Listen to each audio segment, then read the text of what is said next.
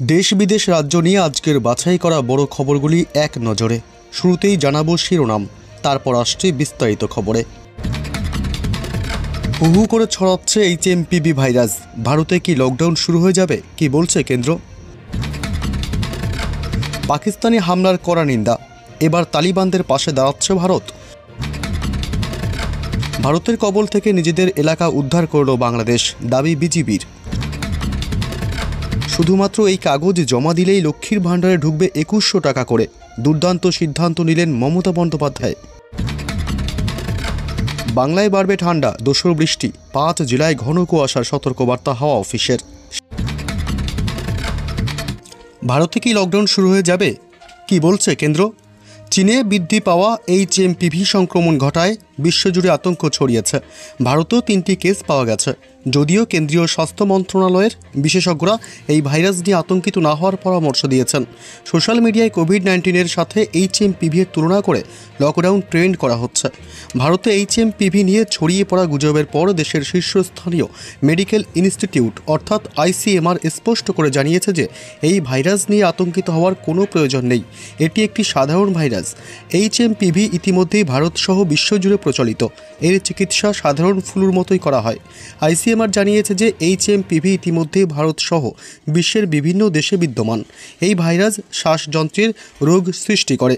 ICMR জানিয়েছে যে তাদের এবং IDSP নেটওয়ার্কের গবেষণায় স্পষ্ট যে দেশে ইনফ্লুয়েঞ্জা জাতীয় অসুস্থতা বা গুরুতর শ্বাসযন্ত্রের অসুস্থতা এর ক্ষেত্রে কোনো অস্বাভাবিক বৃদ্ধি দেখা যায়নি। দেশে হঠাৎ করে HMPV সংক্রমণের ঘটনা বেড়েছে। এখনও পর্যন্ত 3টি রাজ্যে 5টি কেসের সন্ধান মিলেছে। প্রথম কেসটি পাওয়া গেছে বেঙ্গালুরুতে। এখানে 3 মাস এবং 8 মাস বয়সী 2টি শিশুর দেহে ভাইরাসের সন্ধান মিলেছে। এরপর তৃতীয় কেসটি পাওয়া গেছে আহমেদাবাদে। এখানেও 2 মাসের একটি নবজাতকের দেহে HMPV ভাইরাসের সন্ধান মিলেছে। পশ্চিমবঙ্গে 5 মাসের একটি শিশুর দেহে ভাইরাসের সন্ধান মিলেছে। এখন চেন্নাইতেও 2 শিশুর দেহে এই সংক্রমণ পাওয়া গেছে। এইমস নয়াদিল্লির সেন্টার ফর কমিউনিটি মেডিসিনের অধ্যাপক ডাক্তার হর্ষাল আর সালভে বলেছেন যে HMPV কোনো নতুন ভাইরাস নয়। এটি দীর্ঘদিন ধরেই ভারতে ছড়িয়ে পড়া ফ্লু ভাইরাসের একটি অংশ। তাই ভারতের বেশিরভাগ জনগোষ্ঠী এর বিরুদ্ধে প্রতিরোধ ক্ষমতা তৈরি করেছে। পরবর্তী খবর, পাকিস্তানি হামলার কড়া নিন্দা, এবার তালিবানদের পাশে দাঁড়াচ্ছে ভারত। মধ্যপ্রাচ্যের পর এবার অশান্তি বাড়ছে এশিয়ায়। পাকিস্তান ও আফগানিস্তানের সম্পর্কের ফাটল এবার চওড়া হচ্ছে। সম্প্রতি আবার আফগানিস্তানের পাকতিকা প্রদেশে বিমান হামলা চালিয়েছে পাকিস্তান। এই ঘটনায় তীব্র প্রতিক্রিয়া জানালো ভারত। সোমবার এক বিবৃতিতে ভারতের বিদেশ মন্ত্রক জানিয়েছে, নিজেদের ব্যর্থতা ঢাকতে প্রতিবেশী দেশকে দোষারোপ করা পাকিস্তানের পুরনো অভ্যাস। বর্তমান ঘটনাও তার ব্যতিক্রম নয়। গত 25শে ডিসেম্বর ভোররাতে পাকিস্তানের খাইবার পাখতুনখোয়া প্রদেশের সীমান্ত লাগোয়া আফগানিস্তানের বারমাল জেলার লামান সহ 7টি গ্রামে হামলা চালায় পাক বায়ুসেনা। পাকিস্তানের দাবি, এই হামলা তেহরিকি তালিবান পাকিস্তানের বিদ্রোহী ঘাঁটি লক্ষ্য করে চালানো হয়েছে।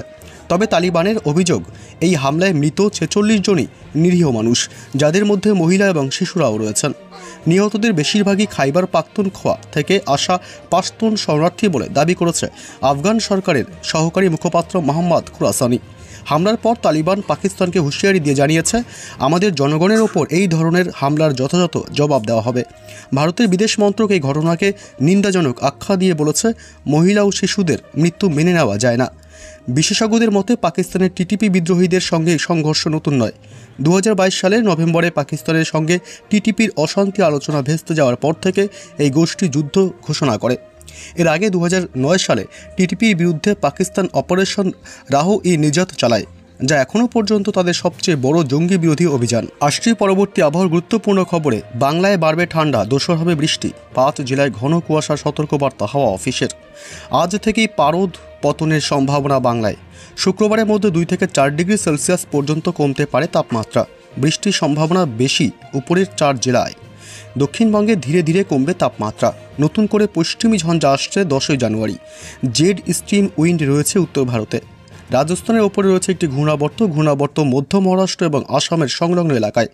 দক্ষিণবঙ্গে আজ থেকে ফের তাপমাত্রা কমবে। শুক্রবারের মধ্যে 2 থেকে 4 ডিগ্রি পর্যন্ত কমতে পারে তাপমাত্রা। স্বাভাবিকের কাছে এলেও এ সপ্তাহে জাঁকিয়ে শীতের সম্ভাবনা নেই। পূর্বাভাস আলিপুর হাওয়া অফিসের। আবহাওয়া দপ্তর জানিয়েছে, আজ হালকা থেকে মাঝারি কুয়াশার সম্ভাবনা রয়েছে দক্ষিণবঙ্গের বিভিন্ন জেলায়। 5 জেলায় ঘন কুয়াশার সতর্কবার্তা। আবহাওয়া দপ্তর জানিয়েছে পশ্চিম মেদিনীপুর, বাঁকুড়া এবং পশ্চিম বর্ধমান সহ বীরভূম, মুর্শিদাবাদে ঘন কুয়াশার দাপট থাকবে আগামী 2 দিন। উত্তরবঙ্গের 2 জেলায় ঘন কুয়াশার সতর্কবার্তা। আগামীকাল কুয়াশার দাপট অনেকটাই কমবে উত্তরবঙ্গে।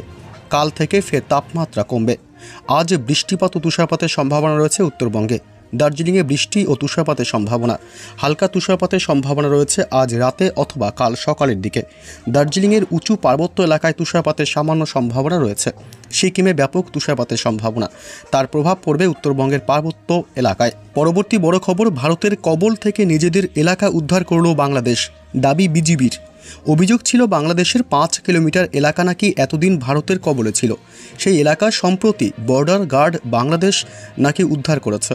বিজিবি দাবি করেছে কোদলা নদীর প্রায় 5 কিলোমিটার এলাকা পশ্চিমবঙ্গের অধীনে ছিল। সেই এলাকা বাংলাদেশে ফিরিয়ে নেওয়া হয়েছে বলে জানালেন মহেশপুর 58-এর BGB captain lieutenant colonel Azizus Shahid. এই সময় পত্রিকার রিপোর্ট অনুযায়ী ঝিনাইদহের মহেশপুর উপজেলার মাটিলা সীমান্তে সেই এলাকা নিয়ে দীর্ঘদিন ধরেই বিতর্ক ছিল। এই আবহে বিজিবির অভিযোগ, বাংলাদেশের সেই অংশে মাছ ধরতে গেলে বিএসএফ নাকি সেখান থেকে তাদের সরিয়ে দিত। তবে এবার কোদলা নদীর সেই অংশে বাংলাদেশি দখল প্রতিষ্ঠা করা হয়েছে। এই বিষয়ে বিজিবির বক্তব্য, মাটিলা সীমান্ত ঘেঁষে কোদলা নদী বয়ে গিয়েছে। এই নদীর 5 কিলোমিটার অংশ নাকি বাংলাদেশি ভূখণ্ডের অধীনে। এই এলাকায় অবশ্য বাংলাদেশিরা নাকি যেতে পারত না। এই আবহে সম্প্রতি বিএসএফের সঙ্গে এই নিয়ে আলোচনায় বসেছিল বিজিবি। আর সেই আলোচনার মাধ্যমেই এই এলাকায় বিজিবি নিজেদের দখল প্রতিষ্ঠা করে। এই আবহে এখন বাংলাদেশিরা নদীর এই অংশে স্নান করা থেকে মাছ ধরতে পারবেন।